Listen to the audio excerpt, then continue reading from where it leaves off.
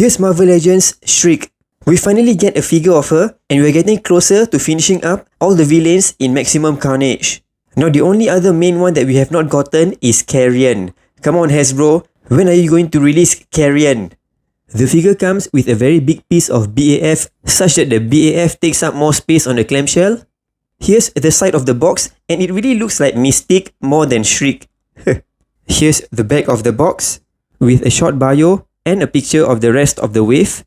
And really, even the belt kind of resembles Mystique. Here's the top of the box and bottom.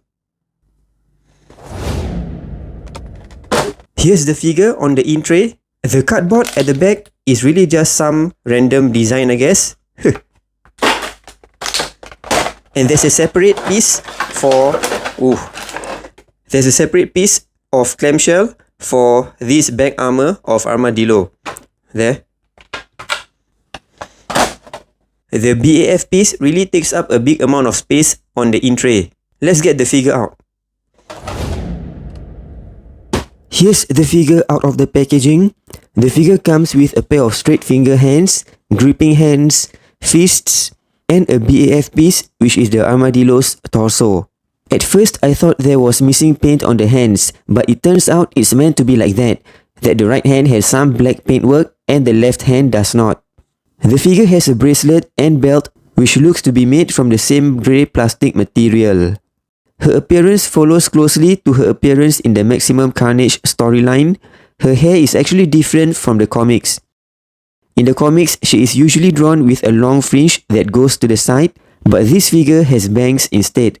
However, it still looks great.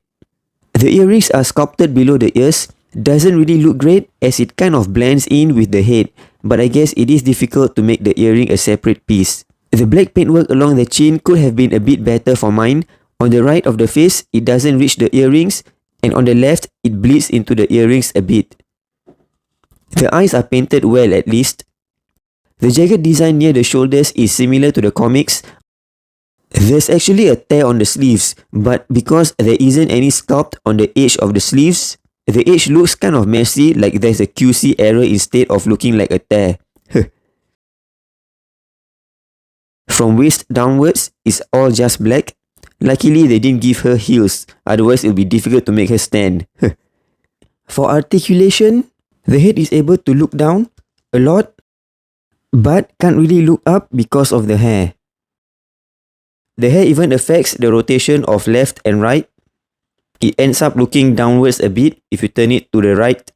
Hands goes up to the side, this much. Bicep swivel.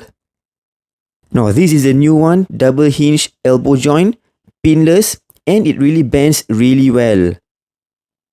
The normal wrist hinge and swivel. The mid-torso joint allows rotation and sideways movement, and a bit of front and back. The mid-torso articulation isn't really that great. Able to do this much split, this much Van Damme split. Legs go up this much to the front. Thigh swivel. Double hinge knee joint, pinless as well, just like the elbow, and also able to bend very well. And the normal ankle hinge and pivot. This figure is on the new female body mold, which is awesome. It has pinless double hinge elbow and knee joints and a bicep swivel. So that's definitely a big improvement for the arms. Unfortunately for the torso, the articulation is still kind of poor as it only still has the mid-torso joint. And the white paintwork gets slanted when you rotate the upper torso. Doesn't really look that great. Here's the overly used female body used on Mystique and Silk. The main difference is of course the arms, but there are other differences as well. The thighs are more thick on this newer body mold, and the upper torso is different as well. I think it's actually the same torso as this Ashley Barton Spider-Woman.